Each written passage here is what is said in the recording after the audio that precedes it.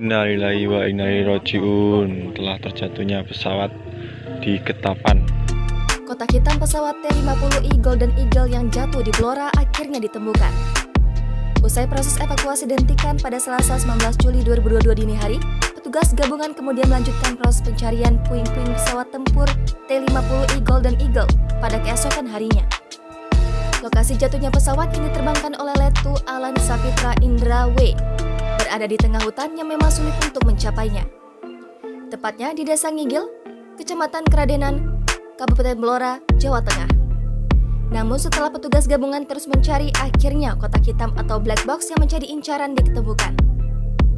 Adapun butuh sekitar 2 jam pencarian, akhirnya kotak yang diduga black box berhasil ditemukan.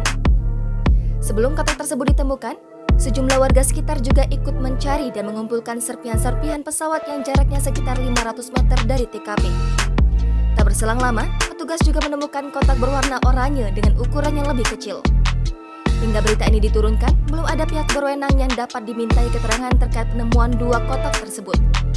Diketahui, pesawat T-50I Golden Eagle diterbangkan oleh Letu Alan Sapitra Indrawe mengalami kecelakaan saat latihan naik Tactical Intercept. Innalillahi wa inna ilaihi raji'un. Telah terjatuhnya pesawat di Ketapang. Ketapang Bolo, Ketapang.